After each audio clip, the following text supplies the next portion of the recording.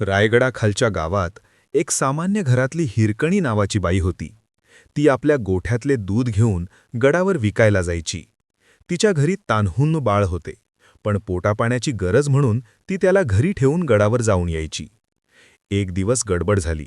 तिला दूध विकता विकता उशीर झाला आणि सूर्यास्त झाला. तिच्या हे लक्षात येताच तो धावत पळत गडाच्या दरवाजाकडे गेली, पण तोपर्यंत दरवाजे बंद झाले होते. तिने तिथल्या शिपायांना घरी जाऊन देण्याची विनंती केली. घरची परिस्थिती सांगितली. शिपायांना ते समजत असले तरीही नियमात कोणालाही सूट नव्हती. त्यांनी तिला रात्री गडावरच आसरा घ्यायला सांगितले आणि सकाळ होताच घरी जाता येईल असे आश्वासन दिले. हिरकणी तिथून परतली, पण तिला बिलकुल शांत बसवत नव्हते.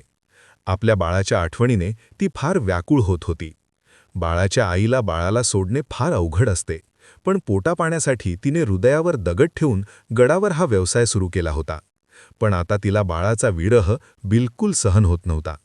रात्रीचे बाळ आपल्याशिवाय कसे झोपेल, आपली वाट बघत ते किती हवालदिल होईल, हा विचार करून तिच्या काळजाची घालमेल होत होती. हिरकणी त्याच परिसरातली असल्यामुळे तिला तो डोंगर चांगलाच माहीत होता. बाकी वाटा तटबंदीमुळे बंद असल्या तरी किल्ल्यावरून खाली जायला एक वाट होती. तिथे फार तीव्र चढउतार असल्यामुळे तिथून हल्ला होण्याची शक्यता कमी होती. त्यामुळे तिथे काही अडसर बांधलेला नव्हता. तिला वाट माहीत असली तरी आता अंधार पडल्यावर ती उतरणे जवळपास अशक्य होते. तरीही तिने ती जोखीम पत्करायची ठरवले. काहीही करून तिला आपल्या बाळापर्यंत पोहोचायचे होते.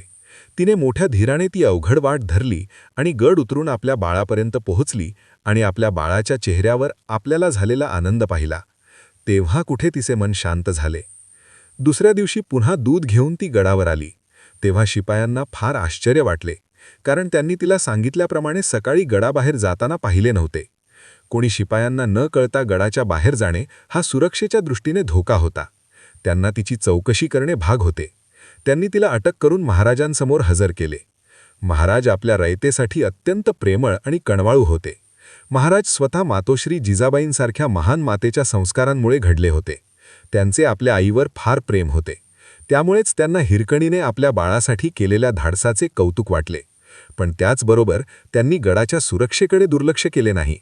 त्यांनी स्वतः हिरकणीसोबत जाऊन तो मार्ग बघितला. तिथे एक बुरुज बांधला.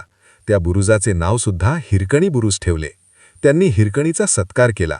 अशा छान गोष्टी व काही खरे प्रसंग पाहण्यासाठी आमच्या चॅनलला लाईक व सबस्क्राईब करून ठेवा, म्हणजे अजून सुंदर गोष्टी तुमच्यापर्यंत घेऊन येऊ.